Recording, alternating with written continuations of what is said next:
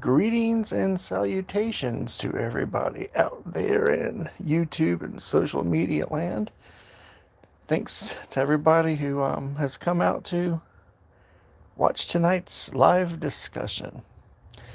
But before we begin, let me do a quick disclaimer that starts off every show. The views and opinions expressed by your host, which is me, Mike the Naked Bigfoot, are solely mine. They are not meant to convert you or to harm you in any emotional way. If you are sensitive to foul language, the F bomb, in other words, I strongly advise you to avoid parts of the conversation tonight because I do cuss like a sailor. And with that said, if you have any children in the house with you and you don't think you want to have them exposed to the random F bomb or cuss word, then please have them leave the room now.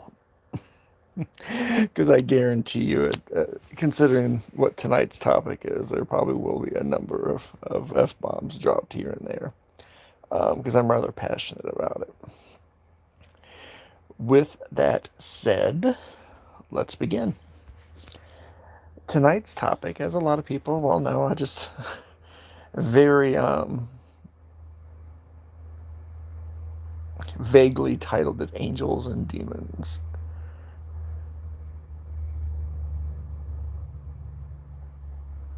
Hey, Papa Joey. I see you. That was a South Park reference, by the way. I see you. Will be. It's a topic that has landed me. Angels and demons has been a topic, and that's landed me in hot water on more than one occasion. But considering the state of hey, heavy metal, what heavy metal's here? What the fracas, dude? Did not that's thank you for joining. Well, I want to thank everybody for popping in now. Hopefully, I'll be entertaining and hopefully, less vulgar than normal.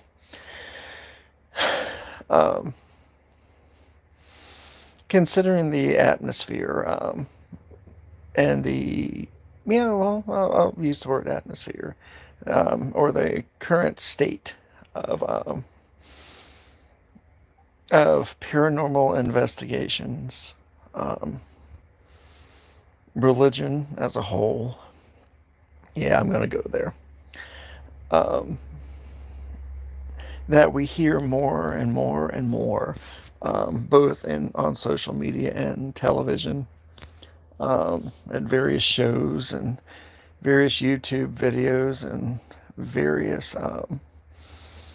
other platforms out there, where you have investigators that are professional investigators and amateur investigators who use the clickbait terms, and I'm gonna say it in their videos, because angels and demons, they'll say something's demonic or something's angelic, because they know that they've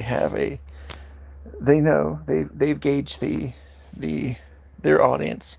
They know that they're definitely going to have somebody tune in to watch it or to comment on it in a positive way. It's a given. When you use terms like angels and demons, it's a given audience. You're going to have people that are going to tune in to hear what you have to say, whether it's true or not. By the way, that was part of my disclaimer. But I want to divide the discussion up into two parts. The first part of the discussion is going to be concerning angels and demons and a historical, not a religious, mind you, and although religion will come into play, Just not the Christian religion, but other religions of the world that will come into play.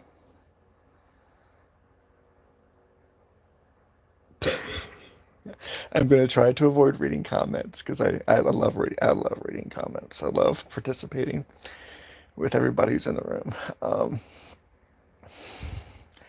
I'm going to provide a little historical context so you'll understand where I'm coming from with my opinions, but my opinions are grounded in historical facts, just not in belief. And then the second part, which will probably be a free for all, when I intend on dismantling the use of the terms demon or demonic or devil or angel or angelic. Um, so let's start. Now, the concept of angels and demons, in a Christian biblical sense, only goes back historically. If you look at the New Testament and the Old Testament, especially the Old Testament, I'm going to be referencing the Old Testament a great deal. Only goes back a couple of thousand years, where they reference them, where demons, devils, and angelic beings are referenced, in the Bible. But they were beings that we would consider to be angelic or demonic, that have existed for thousands of years, if not thousands of years before the onset of Christianity as a religion, and before the first Old Testament was written down.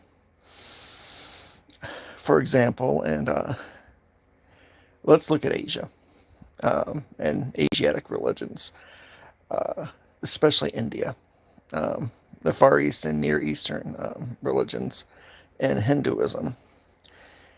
Uh, in Hinduism, and I'm going to use this in quotations when I say angel or demon, so people will understand the reference, but I'll use the proper names as well. Uh, and an angel, let me just define from what I understand of angelic beings what an angel is first. Let me do that really quick first. An angelic being, and this is according to not only the Christian faith, but also world faiths, like I'm getting ready to talk about with the Indian and Hinduism. And even an angel is the messenger or footman between God or the gods and the worshippers and the mortal world. The spiritual messengers, and in some cases, the spiritual enforcers, um, that were created by the god or gods to communicate their scripture, um, to their worshippers. And one such being in the Hindu religion, in the Hindi religion, uh, happens to be that of a deva. That's a Deva. And devas came in many forms. They could look like great, but they came in many forms, but they had one thing in common. They all had wings. Devas did. Whether they be bat wings, whether they be bird wings, or the wings of insects. They all had wings in which they would use to, come from the heavens to earth to communicate with the gods' worshippers at the time. And I'm describing these beings for a reason, which will make sense shortly. Um, the devas could be punishers, but there was no mistaking that they were not human.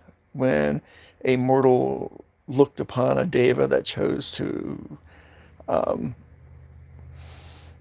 that chose to reveal itself with a message, bringing a message to a mortal or a group of mortals. There was no mistaking that they were not human. They were unhuman. I'm not going to say, and not, you'll understand why I'm choosing that language very carefully soon as well. They were unhuman. Devas were never human. They were creations of the gods to act as these messengers and these divine influencers. You could call them that. That would come down from the heavens down to them. But they would have the features of animals. They would have beaks. They'd have scales. Their skin tones could range from anything from bright red to bright blue or dark blue or coal black. But again, there was no mistaking and they could have multiple limbs. They could have multiple heads. But again, there was no mistaking these beings for anything that was once human or ever was human. These were unhuman spiritual beings, semi-divine beings, being messengers of the gods. They would not rise to the level of God, of the same level of divinity as a god would or the gods would. So when I say, and that's what I mean by when I use the word semi-divine. And we'll go from Asia. Now let's talk about and again, you've heard in some of my previous videos, and some people have seen some of the various discussions, interviews I've had on other people's channels. Well, I love talking about Irish and myth and legend, because often in Irish myth and legend that the the gods and the greater spirits would communicate with their worshippers and their priests through natural means. They would communicate through birds. Birds would appear and bring the message of the gods and the message of the spirits from the wood to share with the worshippers. Again, these are, they're birds. These are beings that would never be considered to be human. They would appear to be a large crow or blue jay, any type of bird you can imagine that you could find around in that area at the time. And they would come relay the message of the gods to the people or to the priest, and or the druid or the priest. Then the priest would interpret that and pass along the messages to the faithful. And now we can come over to North American, and the Native Americans and the Native Indians. I will not use the phrase indigenous people. I'm not that politically correct. So when I'm speaking of Indians now, I'm not speaking of the Hindu. I'm speaking of the North American tribes, and the South American tribes in some sense too. And I'm going to reference mainly, for purposes of the conversation, talking about divine beings, the southern and midwestern and tribes.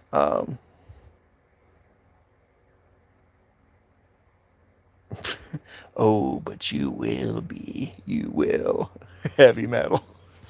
I'm just joking. I had to do my Yoda for a moment. By the way, just to put that, I'm gonna put that out there right now. If people are offended by tonight's conversation, that's all on. I love you, but it's all on you. I'm here to speak my truth. I'm not here to lift anybody's spirits, or to coddle people. And if you're that fragile, I'm very sorry for you. I'll light a candle for you. But tonight's conversation is gonna cause some people to be a little ass sore in the morning at me. So,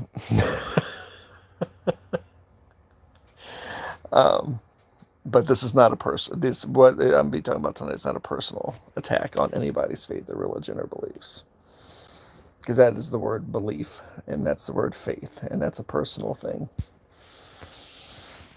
I'm just here to draw back the curtains on my own ideas and personal beliefs. We're, again, talking about the North American Indian tribes. I have mentioned this in a previous video when I mentioned when I was talking about werewolves in a previous video, and I was discussing, and I touched base on skinwalkers just briefly, saying and telling people that werewolves are not skinwalkers and skinwalkers are not werewolves, and that there were two types. Pardon me. It's gonna get weird for a second because I have to let this crazy cat out of the bedroom. Damn it. God damn it, Gozer, go. Go, go. Get your ass out if you want to go. Fuck.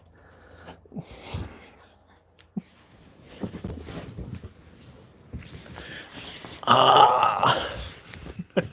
The thrill of live streaming.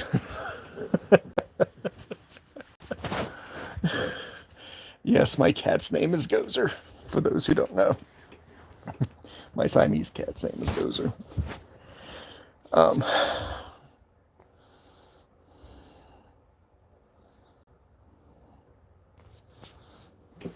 Well, thank you. Let me get comfortable in my little med bed. Okay. There are the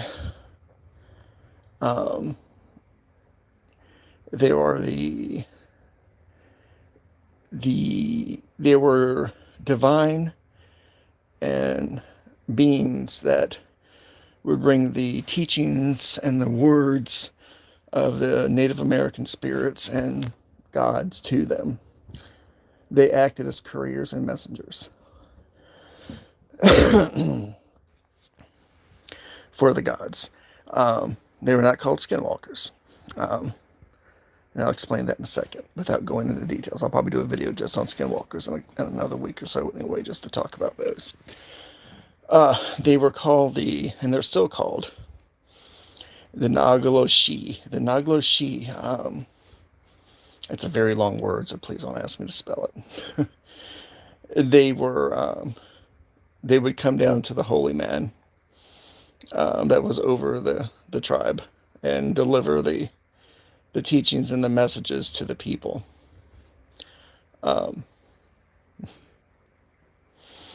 These creatures were shapeshifters in Nagaloshi. They would never appear as a human being. They recognized their own divinity within themselves. And the Nagaloshi would always appear as a creature from nature, whether it would be a large cat, an eagle, any type of bird of prey, a coyote, the raven. They would they would appear as these creatures from the natural world. But when they were coming down from the spiritual world, the heavens, they would always come down as a flying creature before they would change shape into something more terrestrial, as such as a tortoise, or the coyote, or a mountain lion, or a bison. But they would always descend from the heavens on wings, on birds' wings.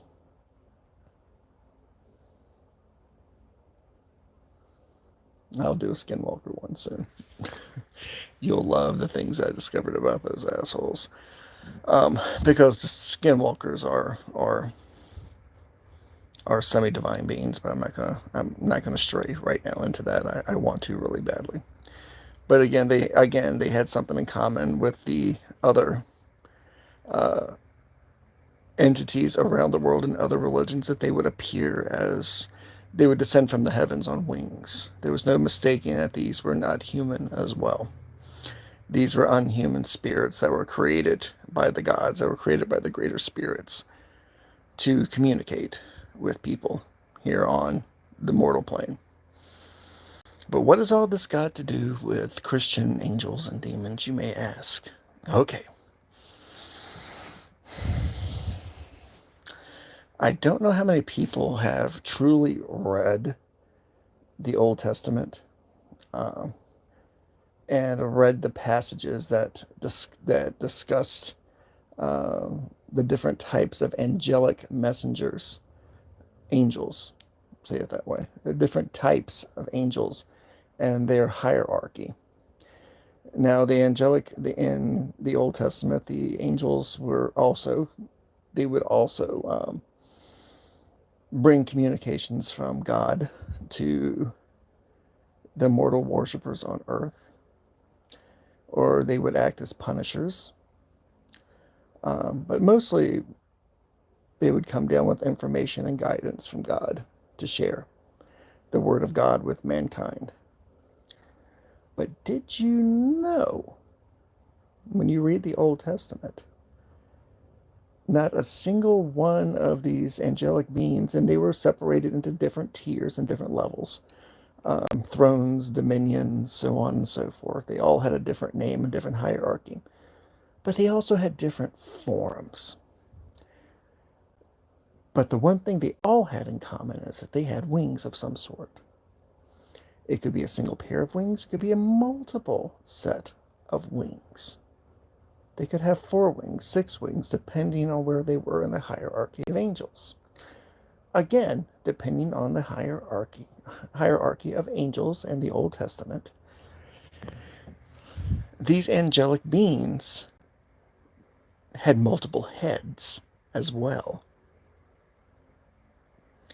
They were not human in appearance whatsoever.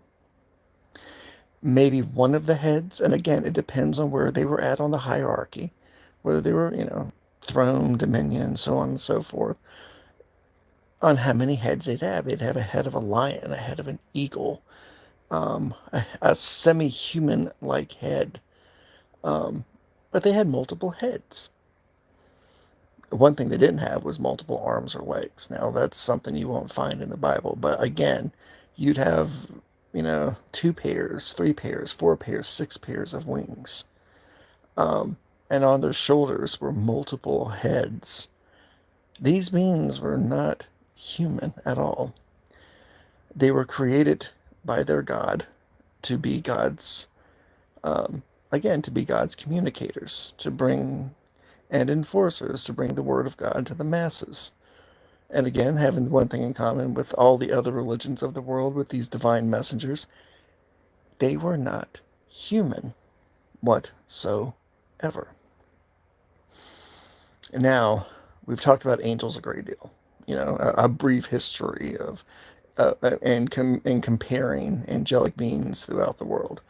Now, let's talk about what we consider devils and the word demon, which is thrown around a great deal. Demons in a lot of world religions of renown, a lot of the religions that predate Christianity by thousands of years, these beings they were tricksters. They were wild spirits, that they were elemental spirits that would go forth and bring upon misery to the world or to an individual. But they would do so by interacting with the natural world. You wouldn't have in the Hindi religion, the various, and also in a lot of the Japanese and Chinese mythos as well. The demons that would appear like the Oni, for example, might have a human body, but its head would be a mixture of animals that would make it not look human whatsoever. And they would bring misery to whomever they encountered. But they were doing it under the guidance of their God at the time. Their God told them to go forth and do this, and they went forth and did that. And a lot of the Indian beliefs, there's a belief of the Rakshasa, which is a demonic entity that has, you'll like this comparison. I talked about the angels in the Old Testament having multiple heads. The Rakshasa had multiple heads as well. had the body that would appear human, but they would have multiple heads on their shoulders. They would have the head of a tiger. They would have a horned head of a human, head of a snake, all on them. And again, depending on their place in the Indian hierarchy of spirits and demonic spirits, evil spirits, bad spirits, would determine how many heads they'd have. Let's stop for a moment and let that really sink in for a second. You mean a religion that was around for 1,000 or so years before Christianity had a demonic being that had multiple heads, and then later on, by some coincidence, they were these angelic beings in the Old Testament that had multiple heads? Just going to let y'all think about that for a second. There's nothing wrong with borrowing kindly from other faiths and other religions to help build your own, as long as you give them credit. That's one of my big beats with modern Christianity. I'll shut up now. Let me pause for a second. Does anybody have any questions? Anybody want to call bullshit?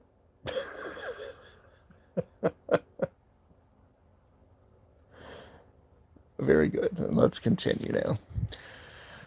We're coming up at about the half-hour mark.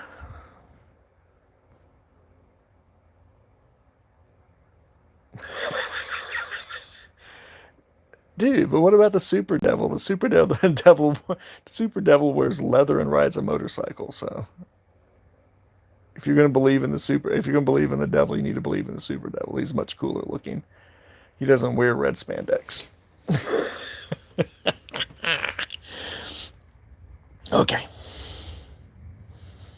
With that said, let's go back. Let's go back. Let me become a little bit more focused on the modern devil and the modern demon, how it evolved from the Old Testament into what we see today.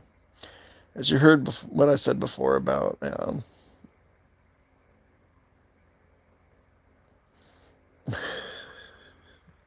need to stop reading your comments now. If you when you look and you see, because the Bible has been written and interpreted mainly by church members throughout the centuries, to be more palatable to the audience of the time. The Old Testament was probably the purest form of the work, of course. And it had changed, and the Bible had changed and evolved. Again, written by the church and written mainly by the church and upper members of the church and leaders of the church, to reflect the tone and atmosphere of the times that they were living in when they rewrote it for the masses. So you went from these angelic beings that did not appear human into these parodies of an angel that we see today, wearing a gown with wings, a white gown with wings that float around on clouds. We no longer see the angel as a being that was created by God to be a messenger, to be his mouthpiece, to be his mouth and to be his hands and to be his legs in the mortal world. Instead, we say that when a person dies, if they were a good person, that they become an angel, they ascend and become an angel. But there's a problem with that. Again, if you look back to the Old Testament, these angelic beings the heavenly host was created by God. They were unhuman spirits that were created from nothing into something. The same thing happens with human beings.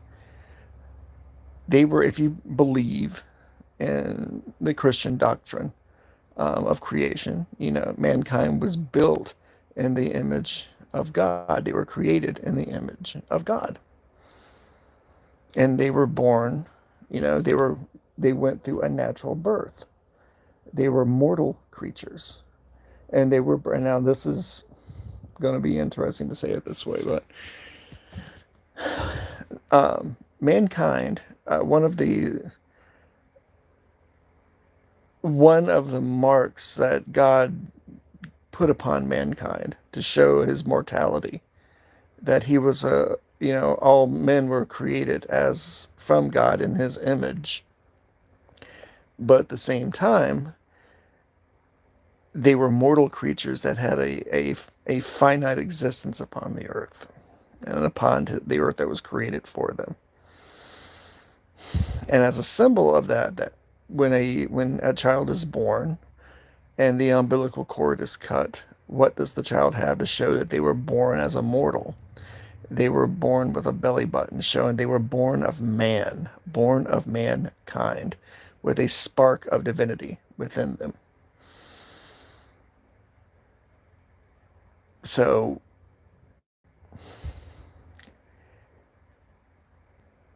you have to ask yourself, how can you refer to someone becoming an angel when they were born of man, and when they die, they have a spirit? Now, angels, angelic beings, the heavenly host, they never had a mortal body. They never had a physical body.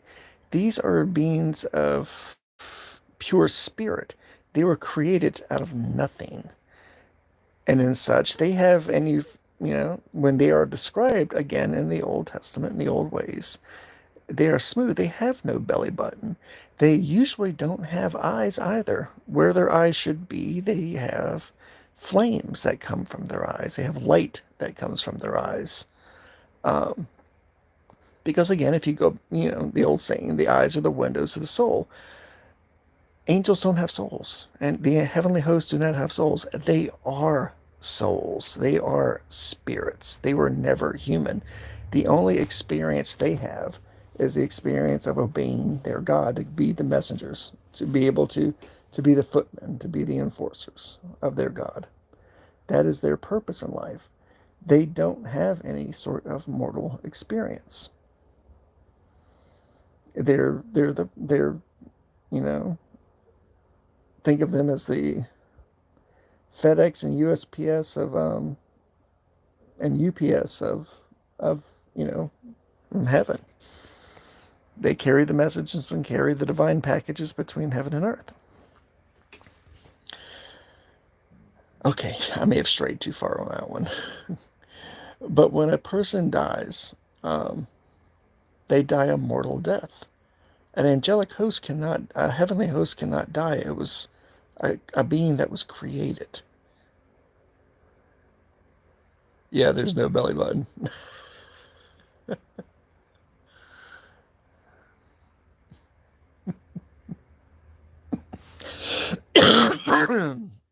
Fuck. So, saying that you have, that my grandmother became an angel and ascended to heaven as an angel, and they guide me with their wings and their music. That's a bit naive, um, and a bit arrogant to think that a creature that is a creature, a man or a woman or a child, it is the height of hubris to believe that they would become a member of the heavenly host. They were not created to be, their spirit was not created to be a member of the heavenly host. They have the soul of a mortal. They had a physical body made from the earth and the flesh of the person who gave birth to them.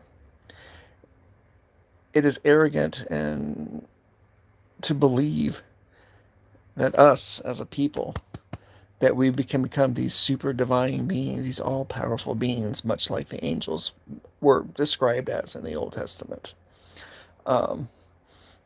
So when I hear that people have, my grandmother became an angel, I flinch. I don't argue with them and say there's no such things as angels. I flinch when I hear that.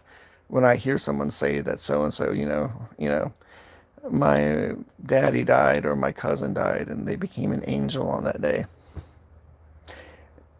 No, they didn't. They didn't become an angel. It might make you feel better to believe that, but that's not true. It's impossible for that to be true. No matter what religion that you belong to, you don't ascend to the level of a semi-divine, almost godlike being when you die. I'm not saying it's ignorant, because it's based on what we were taught when we go to churches and the current teachings and the writings of the modern Bible. And I'm going to pause just for a second.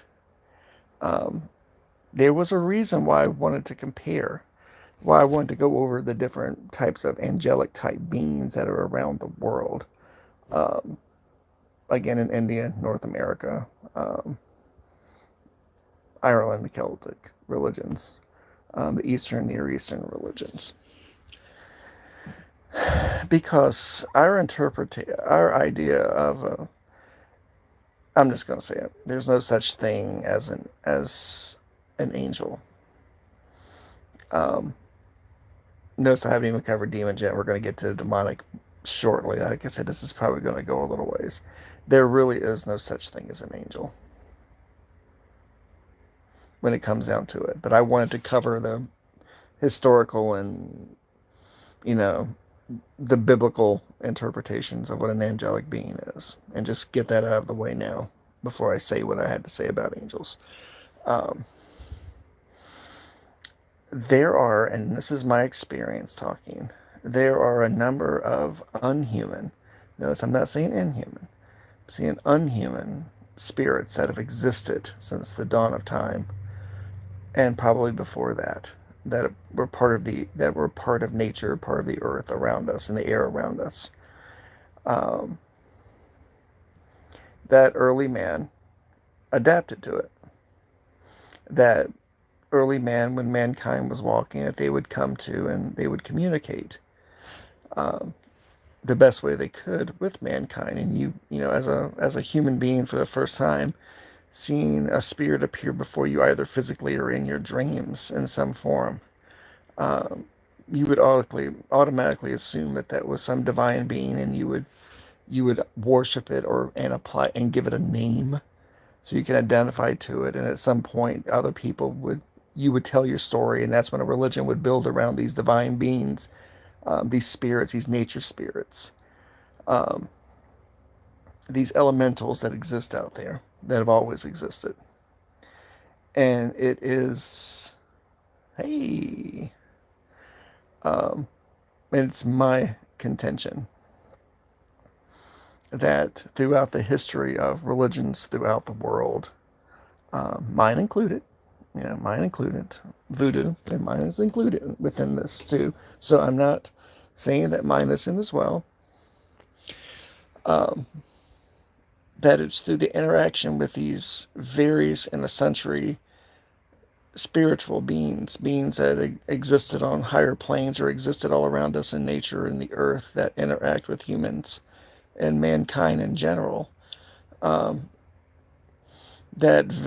depending on their experience that they had with these spirits, a religion was sprung up around them. They were worshipped. And these are the same spirits. Now,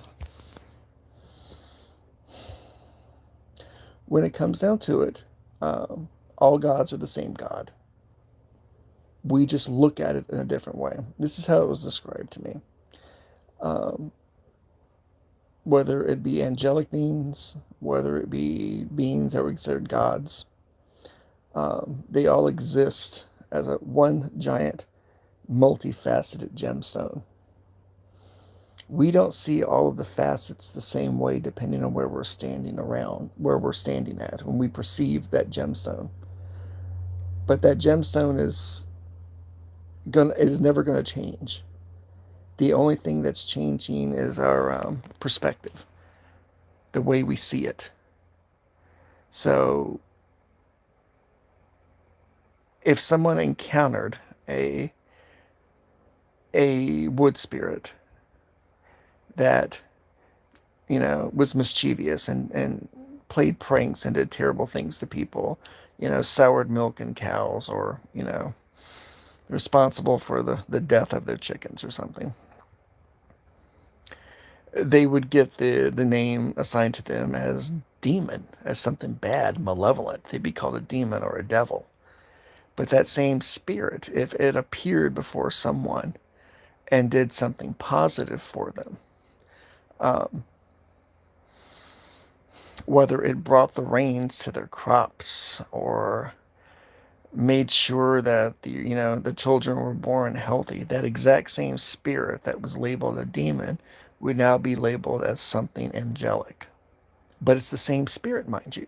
It's the exact same spirit.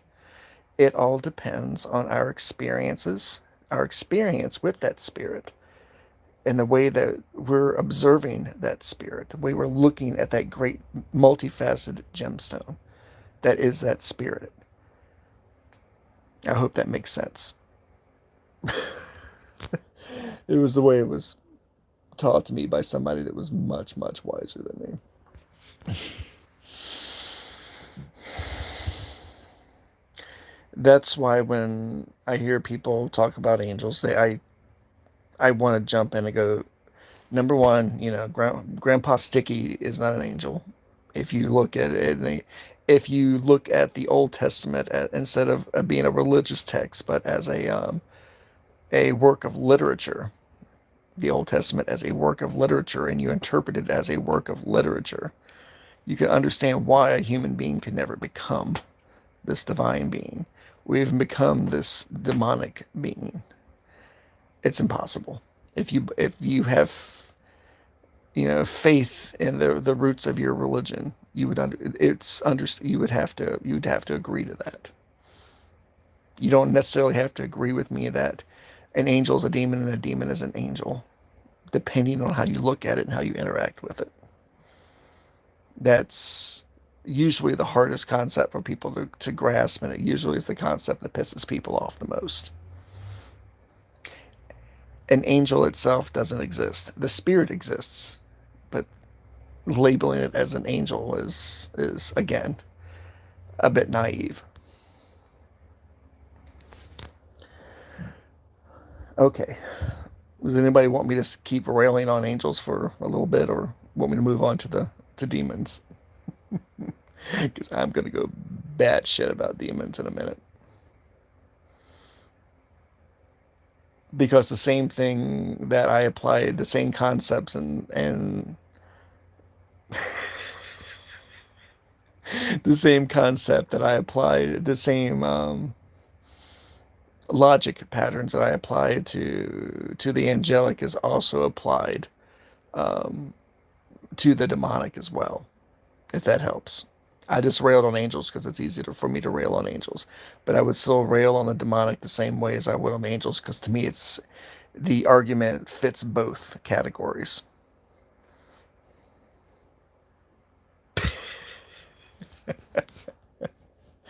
I like that, Papa Joey. Okay, let's talk about the demonic. But I want to talk about the modern interpretation of the demonic. And you have to think, again, this goes back to the Old Testament, that demons and the demonic entities that exist, that people believe in, heavily believe in, they have to remember, if you follow the doctrine and logic patterns found in your religion, demons were and devils were, hey, what's up? What's up? Bald and Bonkers is here. Chris, what's up, man? Um, that the demonic, fuck, my brain just went, were also creations of God as well. The demonic was. You can't have good without evil, and you can't evil without good, because you don't recognize either one of them without both of them existing. There, I said it. That they were, that even demons and devils have that spark of divinity within them as well. They have a spark of godhood within them as well, because they were created by God, as well as the angels being created by God as well. And that's probably going to piss a whole lot of people off the way I said that, but it's true. Demons, just if you look at if you look at the teachings in the Old Testaments, and as a work of literature,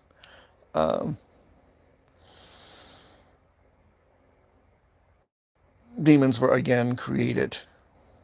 They were made by God as a punishment for the angels that had fallen. They were made even less human looking, to reflect their, them rebelling against God, rebelling against the heavenly host. If that makes sense to everybody. Now let's talk about let me get back to the modern interpretation of a demon. Let me pause for a second. Okay, and talk about some hypotheticals as well. Hypothetical situations and some more real and some more concrete situations, some more concrete things in a second.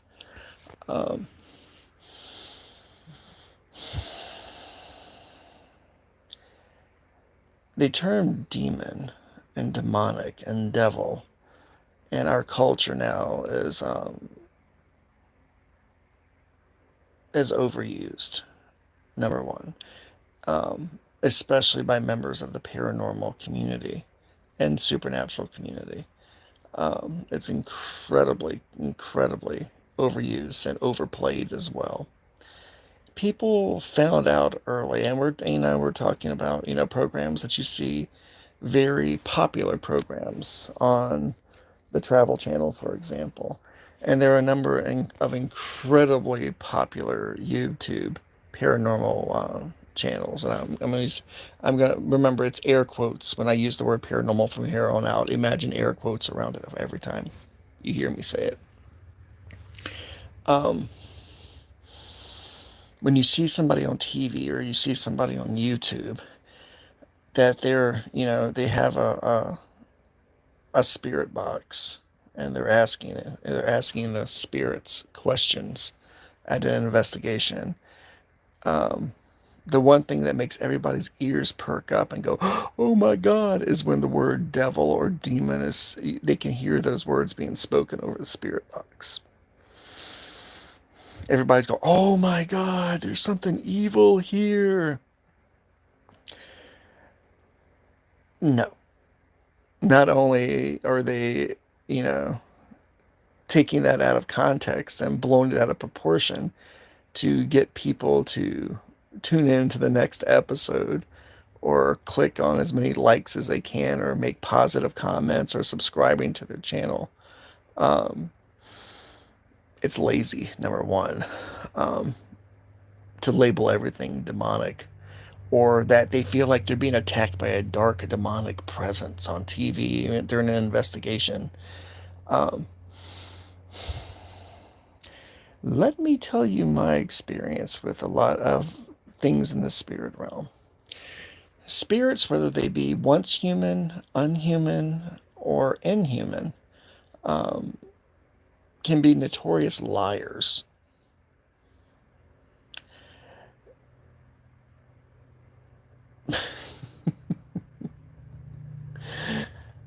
I actually have a friend who has a list of all the current evil spirits that are in the world, and there's actually a tobacco spirit and a gas spirit. I kid you not. They can either be positive or negative. Especially the tobacco spirit. It appears as a monkey that sits on your shoulder smoking a cigar. I shit you not. I might have to bring him on one time and have him talk about that with me on a split screen. He's a lot of fun. He's a real fucked up weirdo, but a really fun fucked up weirdo. Spirits, again, whether they be inhuman, unhuman, or once human, can be notorious liars, and they like attention. So if Great Aunt Daisy died and she's floating around the house and an investigator comes in, and they're looking for Great Aunt Daisy, and Great Aunt Daisy has a bit of a mischievous streak when she was alive, and she has an even greater mischievous streak then, and she's been in this house for 100 years, and no one's paid any attention to her, and somebody comes in investigating. As a once human spirit, you would not offer them milk and cookies or make the air smell like daffodils to get their attention and to give her more attention because they crave attention. The spirits in the spirit world crave attention from the living, acknowledgement from the living. She would send out her energy to make the word demon come over the spirit box. Because what's going to happen? Everybody's going to jump around like a bunch of little green idiots. And they're going to start talking about the demon. They're going to start paying more attention to the spirit. And that's what the spirit wants. The spirit wants more attention. It's not a demon. It never was a demon. But the spirit is either doing that for attention or it's doing that just to fuck with you. If it's actually happening, it's doing it to fuck with you. Because not every house that people go to, or every bridge, or every cave, or every fucking tree or rock has a fucking demon in it, okay? Or a dark spirit. Sorry, I had to pause about that one right there. So it's disingenuous to constantly labeling something demonic just because something says it's a demon or a devil.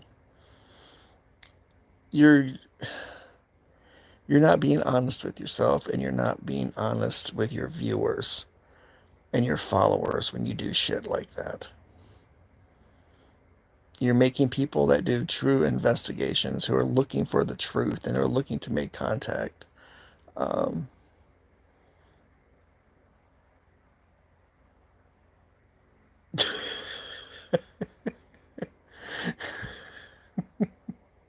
God, I need to stop reading those comments. Um, Stop making fucking clickbait. Not only are you being dishonest and disingenuous with your viewers and everything by telling them this bullshit, you're also, what I find to be the greater crime is, you're fucking encouraging the spirit world to do shit like this. I want to have honest conversations with the spirit world. I don't want them to jump out and go, "Hey, I can get a lot of attention if I say I'm a devil." And I'll look at you and go, "I know you're not a devil, but oh, I am a devil." You're encouraging the spirit world to be assholes, to be able to garner more attention for themselves. Now let's talk about people who are,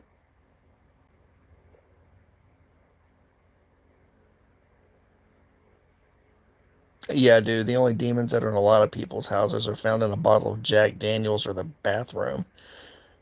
They're full of shit. Which leads me to this. Okay. If you were, let's say that demons and devils do exist. Okay, let's say that they do exist. I'll entertain that for a moment. Let's say that they exist. Why the ever living fuck, if you were an all powerful infernal being, why the ever living fuck would you haunt a house, or a tree, or a bridge, or a fucking rock? Why would you do that? You've got better shit to do than do that, than hang around it. And when you have people who enter the room that have demons in them, the demons are affecting them, and they're feeling that demonic dark energy that's beating them down, and they get temporarily possessed by the demon or the devil. Temporarily possess my ass. Or they'll get a demonic attachment to them. Um, how vain, how arrogant, how self absorbed are you to believe that these powerful divine, yeah, because demons and devils were created by God, so I'm going to use the word. These divine beings would take their time and their energy to fuck with you personally. They've got better things to do. They've got wars to initiate. They've got plagues to unleash. But they're going to show up at your investigation just to say the word devil or demon, or to touch you, or to scratch you, which is one of my favorites. The three scratches, because it's a symbol. They're mocking the Holy Trinity. The only thing they're mocking is your common sense. You're a dumbass if you believe that a demon gives a fuck about you. Malicious entities don't spend their time looking for people to scratch. Again, they've got bigger plans in this world than you. In your mind, and in my mind too, you are not that important enough for them to interact with. Not when they can go fuck with the Pope, or with a cardinal, or some other higher member of the church. You're just there with a fucking GoPro cam videoing. And then you look around the room and go, use my energy to communicate with me. Use my energy to communicate. Number one, you never fucking look. You never go to a house or a building or a place that has legit hauntings and legit spirits that are dwelling within it, and telling them to use your personal energy. Number one, you're inviting them into you to fuck with you mentally and physically. And number two, it's just fucking stupid. It's because when they do interact with you and they touch you, you have to remember, spirits are creatures, things of spirit. You think of them in, these beings of spirit. To be able to interact with you, they have to become a little bit more corporeal to be able to touch you or to speak to you. They have to create lips. They have to create a vocal cords to be able to speak and communicate with you. They have to have semi-physical, attributes to be able to touch you. I don't know how many people have ever put their finger on something hot and pulled it back and they've got a little burn mark on their hand. That is the heat, radiant heat energy from that stove or that match or that cigarette that burned you. Same thing can be applied to the spirit world when you get scratches on your body. When you want them to when a spirit wishes to interact with you, it has to become more corporeal. It has to draw in more energy to be able to manifest a little bit in our world, a physical world. So when it touches you, it's like being touched by a hot cigarette. It's like being touched by an electric fence, because they've had to gather that energy up into a manifestation of a hand to be able to touch you. And they burn you when they touch you. They're not doing it to be malevolent. They're doing it because you fucking asked them to. Okay? What's the G word? God? Or did I say motherfucker or goddamn? I say goddamn a lot. I'm about as blasphemous as they come. Sorry, I just saw another comment.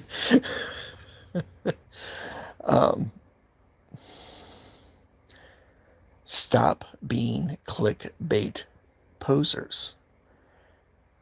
Because trust me, if I could have some of those paranormal investigators, if I could spend time with them and have them travel in the circles that I once traveled and continue to travel in, and show them the beauty and the awfulness of the world of the paranormal and the supernatural that I personally experienced,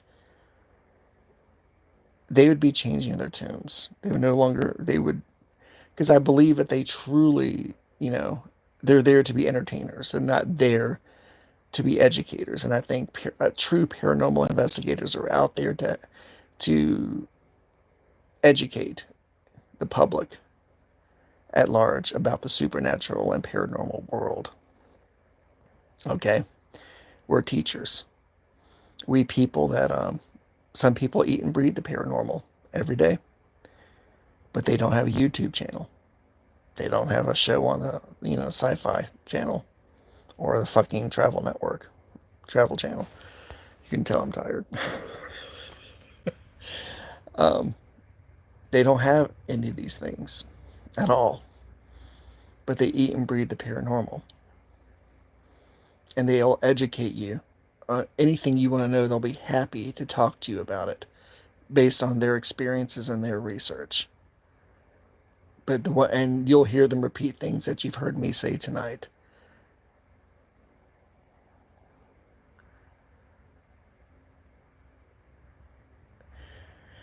And I will have to agree with you about YouTubers, especially.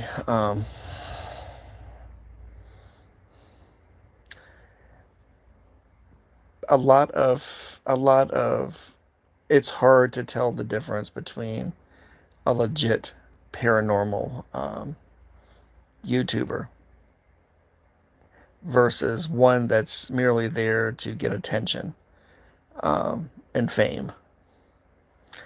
Legit paranormal YouTubers are there, and if you go watch their sites, they're there to educate and have fun sometimes while they're educating you.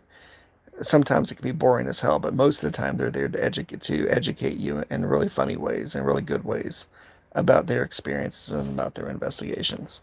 They're never afraid to look at their audience and say, I went to this place, I went to this jailhouse, and we didn't find shit. But I'm gonna show you the video of us not finding shit while we were there. And I question those YouTubers and the people on the Travel Channel that at every location they go to, they find something, some dark energy or some spirit, malevolent spirit there at every fucking place they go to. I'm sorry, but the odds are against that ever happening once, much less multiple times.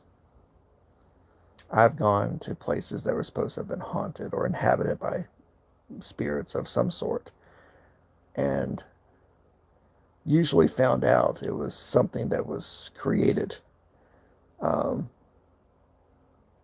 by families and by groups to be able to get attention. And I would just smile politely and leave once I realized that that house was not an active site or an active battery at all. I'll have to explain what a paranormal battery is at some other channel, but on some other show, but which I'm sure everybody would be interested in how paranormal batteries work. Let me pause really quick. Does anybody have any questions or any comments they want me to answer? Anybody want to call me a smart ass fuckface or anything? That is true, Papa Joey. Most paranormal investigations are boring as shit. Um, you may get one little thing that'll happen, and then when you sit down and think about it, you can usually dismiss it as a coincidence or a bug or a cat farting or something. But usually, it's something usually paranormal investigations are boring as shit.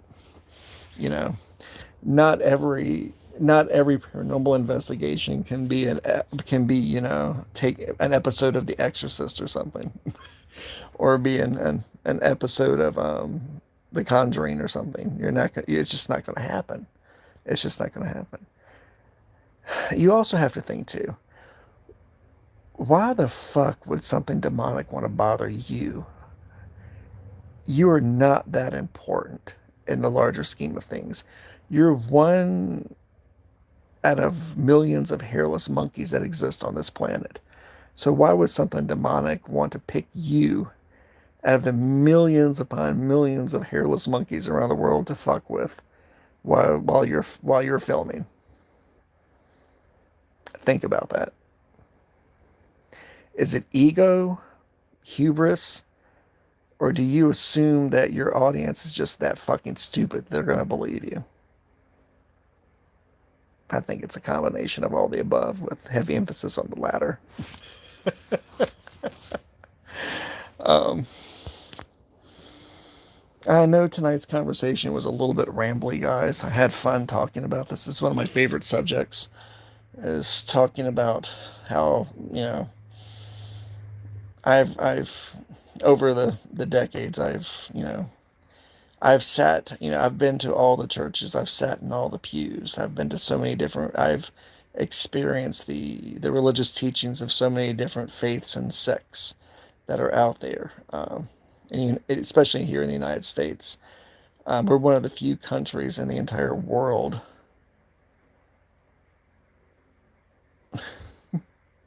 Thank you. We're one of the few countries in the entire world that we're so religiously, well, I'm going to say that in air quotes, that we're so tolerant of all the other faiths that exist within it. We've got hundreds upon hundreds of different faiths that exist here and are practiced here in the United States that could not be, no other country in the world would ever tolerate that many religious beliefs in one country as we do. So I think it's very fortunate that we live where we live at. Sometimes we may think that, you know, Americans are intolerant assholes about different faiths. Um, but you'd be surprised. You'd be surprised when it comes down to it. Um, it's a live and let live attitude that a lot of people have when it comes to faith. As long as no one's trying to force their faith upon me, I don't try to force mine upon them. No one's beliefs upon me, my beliefs upon no one else. But again, we're one of the few countries where we can say that freely, and we should count ourselves lucky for that. Well, guys, it's hit that magic time now for me. I want to thank everybody for coming out. I had a lot of fun tonight. Um, I'm not going to apologize if I offend. I would pray that it was no offense, there was no offense meant, and hopefully no offense that was given. I hope I was able to educate, maybe broaden a mind here or there, or get people to think a little bit more critically about their faith, um, or faith as as a larger topic. If you feel so inclined, please hit the like button and a subscribe button. I wouldn't mind you subscribing to the site. And if you want to make any comments or have any questions, you can leave them in the comments section on this video. Or you can reach me at VoodooMan3 or on Twitter. Um, on Twitter, it's easier to find me if you want to search Twitter, or if you want to Google me too, by the way. You can Google Mike the Naked Bigfoot, and it will pull me up on my Twitter account there. I wouldn't mind people joining in the conversation. My Twitter account is my fun account, but occasionally I do supply information, and you'll get updates about my YouTube videos and what I'm doing out here in the greater world. So thanks again, everybody, for coming out. I look forward to having you all be a part of my next conversation, which is coming up soon, so stay tuned. See ya.